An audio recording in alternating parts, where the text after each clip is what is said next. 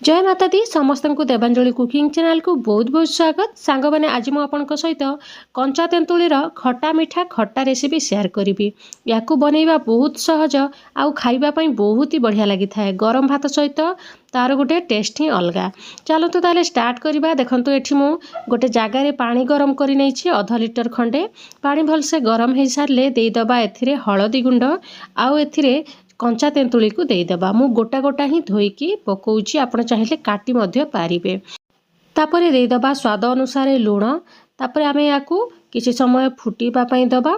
देखि पारुथिबे भलसे आमर कंचा तेंतुली गुड़ाक सबू सीझी गलानी। आउ आमे याकू टिके दली दबा जहाद्वारा कि तार जो ऊपर चोपातक थिबो सबू बाहरी पड़िबो आउ ताकू आमे काढ़ी दबा। आपण चाहिए काटिकी मध्य याकू ता चोपा छड़े की मध्य सीझेई पारिबे। मु एमती ही नॉर्मल पकई देउची। एगुड़ाक सबू काढ़ी दबा। आमे चोपा गुड़ाक ता मंजी थिले भी चलिबो, किछि असुविधा नहीं।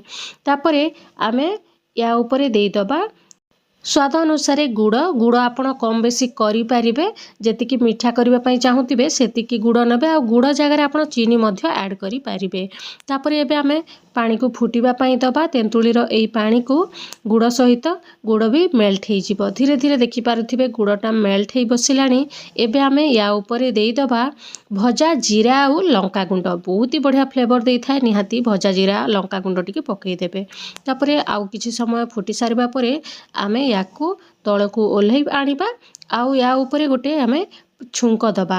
छुंक देले तार टेस्टा पूरा बहुत बढ़िया लगी थाए। एबे मु डंका रे बसई नेइछि तेल। आउ तेल गोटे चामच खंडे ही देइछि। तेल भलसे गरम हो सारला परे पंचफुटण देई दबा। आउ पंचफुटण ठीक रे फुटी आसिला परे देई दबा अल्प टिके सुखिला लंका। आउ तापरे लंका टिके भाजी आसिले देई दबा एथिरे भृषंग पत्र। भृषंग पत्र देले फ्लेवरटा बहुत भल लगी थाए। बास्ना भी बहुत सुंदर देई थाए खटार। टिके भाजी हो सारला परे आमे फ्लेम को ऑफ करि दबा। आउ खटारे छुंक देई दबा। एबे हमर कंचा तेंतुलीर खटा मिठा खटाटा पूरा रेडी हो गला। याकू बनैकी गरम गरम खांतु, देखिबे बहुत ही बढ़िया लागिबो। आशा करुँची आपको ये रेसिपीटा भल लगी। वीडियोटी भल लगे वीडियोटी को प्लीज लाइक करदे। चैनल जदि नुआ अच्छा चैनल टी सब्सक्राइब करदे। एभलिया नुआ नुआ रेसिपी देखिबा पई चैनल सहित जोड़ी होकर रुहंतु। Thank you for watching.